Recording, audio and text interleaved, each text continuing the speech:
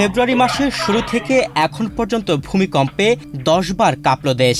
এক মাসে এতবার ভূমিকম্প হওয়া কিসের ইঙ্গিত দিচ্ছে? বাংলাদেশে কি বড় কোনো ভূমিকম্প হবে এমন প্রশ্নই এখন সবার মুখে মুখে। সেটির স্থায়িত্ব 30 থেকে 40 সেকেন্ড হলে ৭২,০০০ ভবন ধসে যেতে পারে বলে মনে করেন বিশেষজ্ঞরা। ঢাকা শহরের ক্ষেত্রে আমরা যে একটা গবেষণায় পেয়েছি, ইউএনডিপির গবেষণায় যেটি এসেছে যে ঢাকা শহরে যদি 7 থেকে 7.5 মাত্রার ভূমিকম্প 30 থেকে 40 সেকেন্ডের স্থায়িত্ব পায়, তো সেক্ষেত্রে ঢাকা শহরের প্রায় ৭২,০০০ ভবন ধসে পড়বে। তো এটা বড় ধরনের একটা চ্যালেঞ্জ হয়ে দাঁড়াবে তখন আমাদের জন্য। বিশেষজ্ঞদের মতে বাংলাদেশ ভারতীয় ও ইউরেশীয় টেকটনিক প্লেটের সংযোগস্থলে অবস্থিত, ফলে এখানে ভূমিকম্পের ঝুঁকি ঐতিহাসিকভাবেই বেশি। সাম্প্রতিক এই উচ্চহার ভবিষ্যতের জন্য সতর্ক সংকেত কিনা তা নিয়ে নজর রাখছে সংশ্লিষ্টরা। ভবিষ্যৎ হোক নিরাপদ, বিনিয়োগ হোক বিশ্বস্ত, আর আমার পছন্দ সল্ট বে। ওয়েলকাম টু সল্ট বে।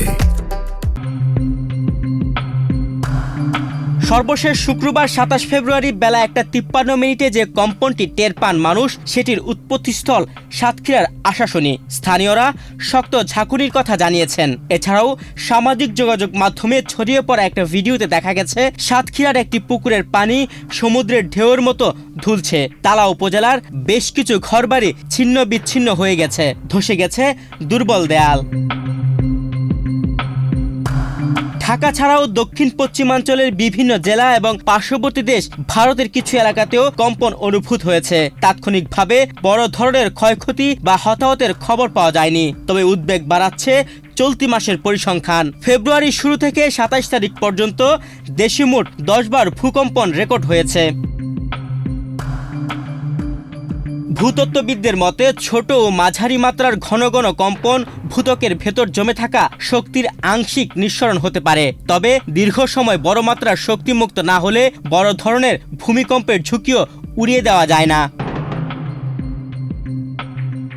মাসের শুরু ১ ফেব্রুয়ারি সিলেটে ৩ মাত্রার মৃদু ভূমিকম্প দিয়ে। ৩ ফেব্রুয়ারি একই দিনে একাধিক কেঁপে ওঠে দেশ। সেদিন সাতক্ষীরার কলরোয়ায় ৪.১ মাত্রার কম্পন রেকর্ড করা হয়। একই সময়ে মিয়ানমারে ৫.৯ ও ৫.২ মাত্রার দুটি শক্তিশালী ভূমিকম্প আঘাত হানে, যার প্রভাব বাংলাদেশেও অনুভূত হয়। এরপর ৯ ও ১০ ফেব্রুয়ারি সিলেট অঞ্চলে আরও দুটি কম্পন টের পাওয়া যায়। ১৯ ফেব্রুয়ারি সুনামগঞ্জের ছাতকে ৪.১ মাত্রার ভূমিকম্প অনুভূত হয়। ২৫ ফেব্রুয়ারি রাতে ৫.১ মাত্রার আরেকটি কম্পনের উৎপত্তিস্থল ছিল মিয়ানমারের সাংহাই অঞ্চলের মনিওয়া শহরের কাছে। ২৬ ফেব্রুয়ারি রাতে সিকিমে ৩.৭ মাত্রার ভূমিকম্পের প্রভাব পড়েছে বাংলাদেশে। আর ২৭ ফেব্রুয়ারি ৫.৩ মাত্রার কম্পন মিলিয়ে সংখ্যাটি দাঁড়ালো ১০-এ। নিউজ ডেস্ক, বাংলাদেশ প্রতিদিন।